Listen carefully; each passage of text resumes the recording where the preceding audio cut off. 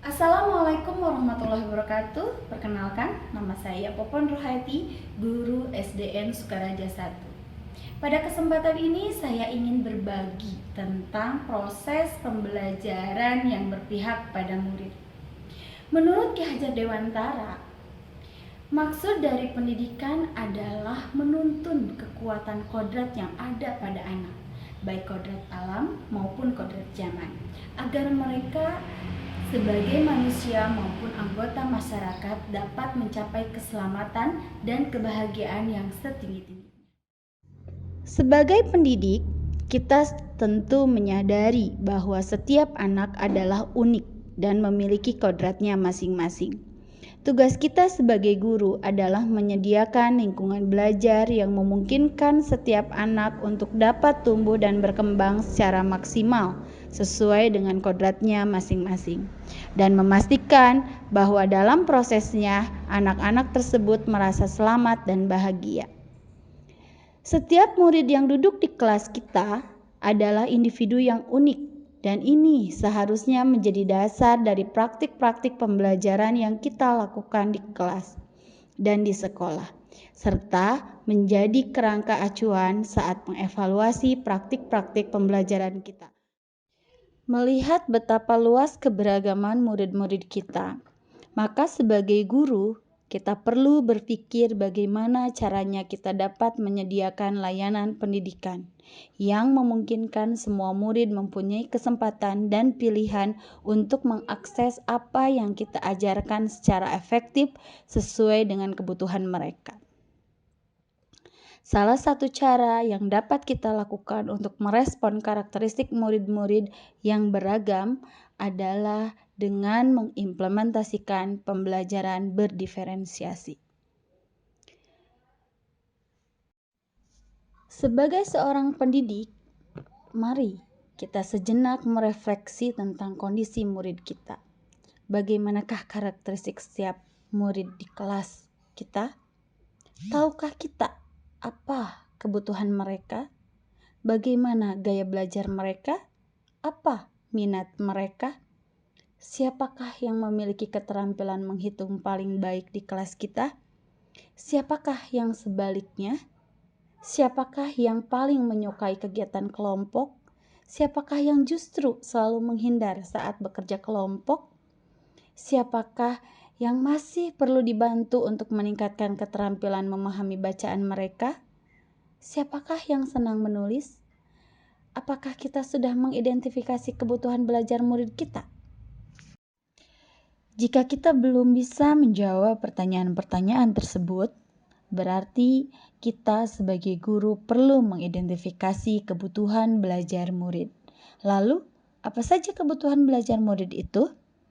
Tomlinson dalam bukunya menyampaikan bahwa kita dapat mengkategorikan kebutuhan belajar murid paling tidak berdasarkan 3 aspek. Yang pertama, kesiapan belajar murid. Yang kedua, minat murid. Yang ketiga, profil belajar murid. Sebagai guru, kita semua tentu tahu bahwa murid akan menunjukkan kinerja yang lebih baik jika tugas-tugas yang diberikan sesuai dengan keterampilan dan pemahaman yang mereka miliki sebelumnya. Ini dinamakan kesiapan belajar.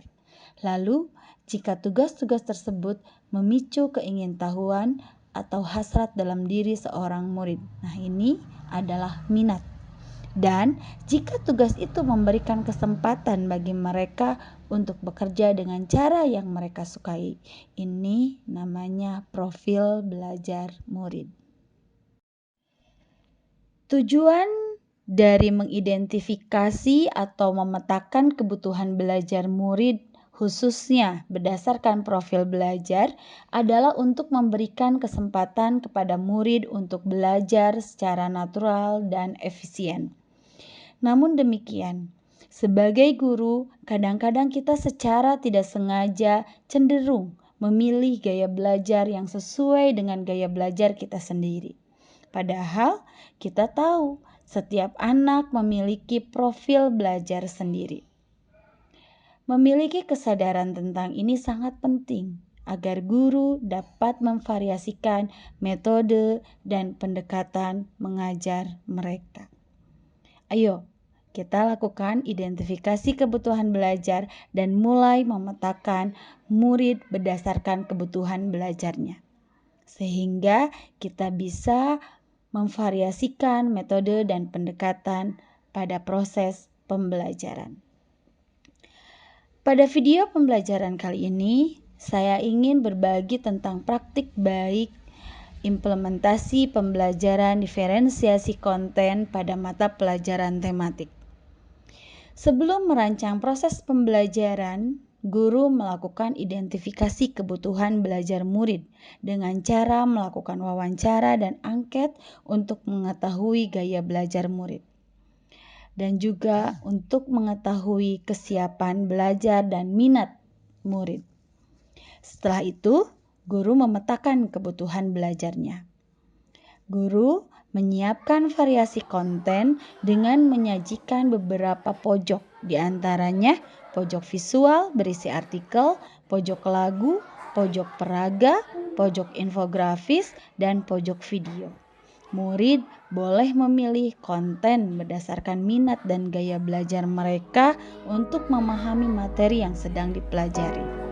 Setelah kegiatan berkunjung ke setiap pojok yang mereka minati, murid melakukan percobaan tentang sumber energi alternatif dan menuliskan petunjuk percobaan yang sedang dilakukan. Yuk, kita simak bersama-sama untuk lebih jelasnya.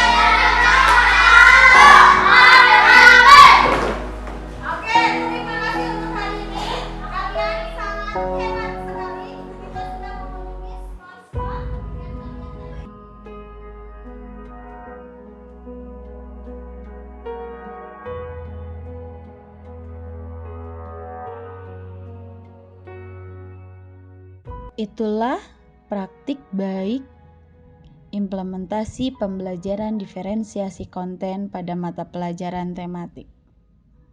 Semoga praktik baik ini bisa menginspirasi dan bermanfaat untuk rekan guru semuanya.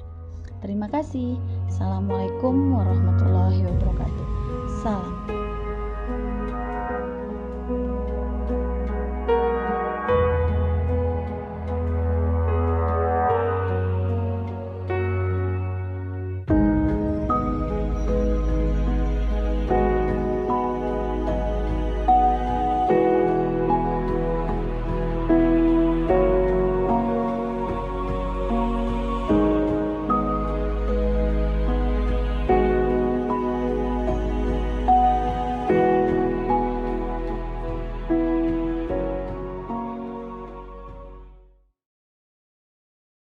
Assalamualaikum, nama saya Jelita dari kelas 4A SDN Sukaraja 1. Ingin berterima kasih kepada Ibu Popon yang telah mengajar aku dan teman-teman dengan bahagia. Tadi pagi Ibu Popon memenuhi kebutuhan aku dan teman-teman untuk belajar. Aku dan teman-temanku dikelompokkan. Sebelum dikelompokkan, Ibu Popon mewawancarai dulu kami. Wawancaranya tentang minat, kesukaan, dan diakhiri dengan tes perkalian. Terima kasih Ibu Popon telah mengajar kami dengan bahagia dan ceria sehingga kami makin rajin belajar. Terima kasih, semoga sehat selalu dan panjang umur. Assalamualaikum. Assalamualaikum warahmatullahi wabarakatuh. Saya perwakilan dari orang tua murid kelas 4A bernama Jelita. Pembelajaran yang dilakukan oleh Ibu Popon sudah memenuhi kebutuhan murid. Ibu Popon selalu berusaha untuk memenuhi semua kebutuhan murid. Selain itu, Ibu Popon selalu berkoordinasi dan berkolaborasi dengan orang tua murid sebelum atau sesudah adanya pembelajaran, sehingga saya sebagai orang tua merasa terbantu dengan kehadiran Ibu Popon dalam hal pengawasan pembelajaran anak-anak. Terima kasih Ibu Popon, semoga Ibu Popon selalu sukses dan selalu sabar dalam menghadapi anak-anak. Assalamualaikum.